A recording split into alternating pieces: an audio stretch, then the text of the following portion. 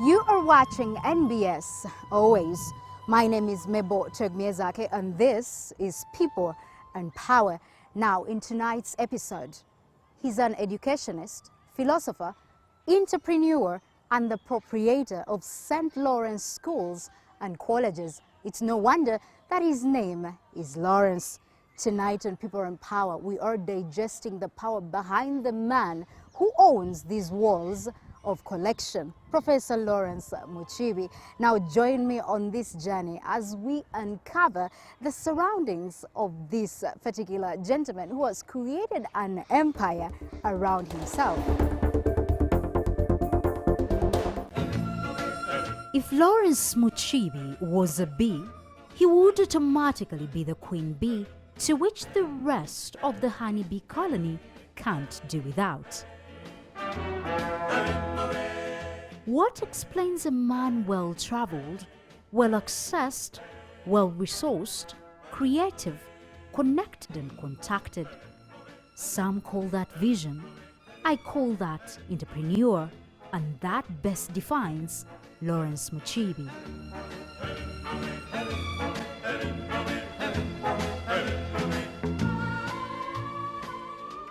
Now, for a person like you, who are your favorite persons in this world? I would say? This world, I must tell you, when I was doing senior 5 and 6, I read about Napoleon, and I admired the character of Napoleon. While some people might hate him?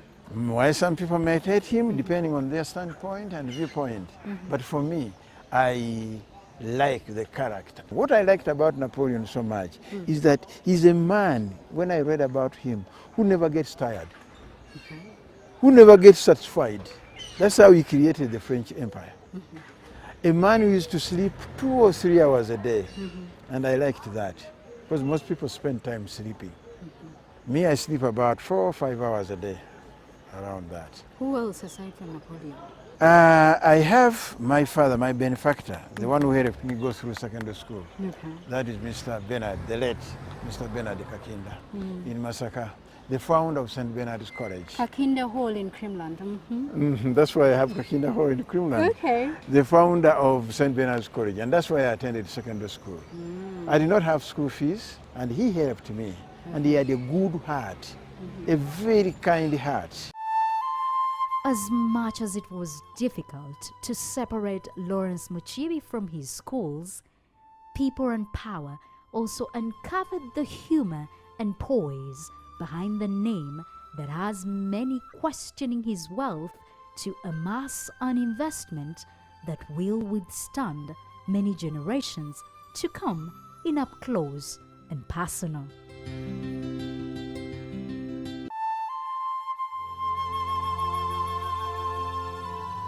If I should put it out of the way as we continue, you showing us around and talking about your life story, they've linked you to him so many times. That talk of State House being partners with you in the St. Lawrence Schools and Colleges.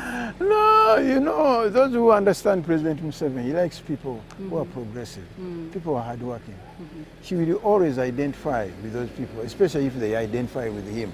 President Museveni, I like him, I do like him, and I don't mind mentioning it. And he's not your partner. But he's not my partner. He's my partner in development, in that he likes development, and he likes good things, and he likes those people who come to help him, build the country. I'm sure his government would not build these schools. I'm sure. They wouldn't build, yes. They wouldn't build all the schools are built. His government have built other schools. But they wouldn't build those other schools plus my schools. So if he has been able to build other schools, and I come in and I also build more schools, why shouldn't he like me? The heartland of his enterprising world is St. Lawrence Schools, an empirical creation of an education conglomerate that has powered and empowered Ugandans since 1993, and the education form and color changed forever. The birth of his ideas has since delivered 7 private schools and a university, all well known and popular, but the dream behind only People and Power has had the access. This is People and Power. So what would you say are your favorite places in the world? I've been so many places, by the way. Mm-hmm. Oh, my most favorite place where I was shocked, I learned, I got to know things I never knew were happening. Is it coming? Mm-hmm. It is coming. And that place is China. Really? Okay. People get surprised when I tell them that. Because I've been to New York, I've been to Washington, I've been to London, I've been all those. That's China. But when I went to China, I went to a city, second biggest city, that is Shanghai. They pronounce it Shanghai. Mm-hmm. Shanghai is wonderful. Mm. Wonderful, wonderful. The technology of the road is wonderful. The way people work, wonderful. The way people move. University students riding bicycles. Here, they will, from here to there, we'll use we wait for a taxi. For them, girls and boys, they ride their bicycles. Very few with motorcycles. And I admired the industry, the hard work of the Chinese people. If Ugandans could work like Chinese, then all these complaints would not be there. These complaints you hear about what is because people don't work. Okay.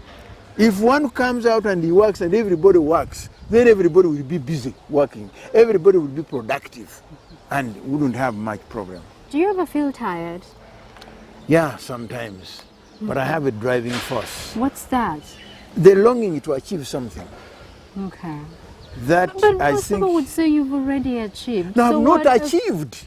Seriously? I've not achieved. In Kiswahili there is a saying, maskini hachoki, omwavu takowa, tajiri hatosheki, omugaga tiyegagawaza nakuta nabera satisfied. The mugaga must not be satisfied. The mwavu must not get tired of working. I'll be satisfied when I'm in the 4 small corners. Before that? Before that, you keep on moving and moving and moving and moving and moving. Anybody who gets satisfied can never move forward. Okay. Because there is no limit in this world.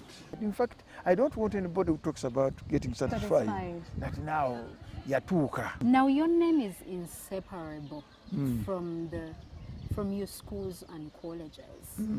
Whenever somebody says Professor Lawrence Mukiibi, the schools and colleges automatically come up. That's right. Is there another person to Professor Lawrence Mukiibi that we don't know about?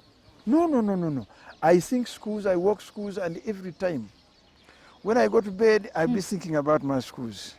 When I wake up, as you wake up, you may spend a minute or so in bed, you're thinking about the school. When it rains, you say, oh, now.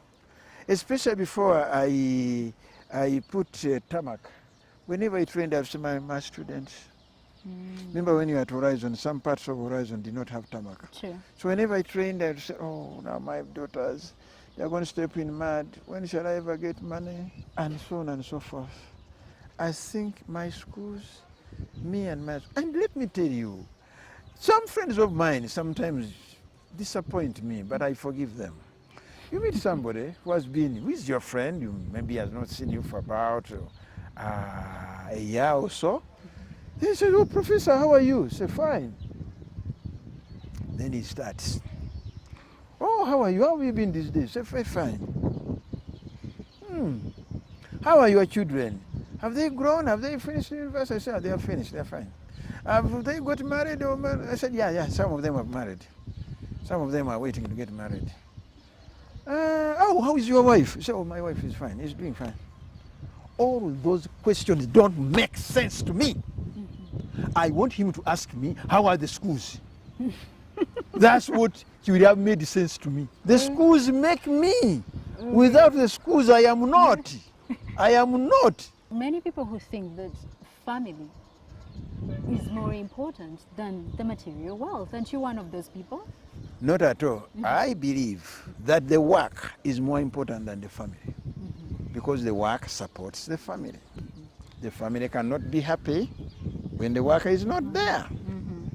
In fact, whichever work, whether employed, whether self-employed, that work, your family depends on that work. Your family will be happy if that work is paying you.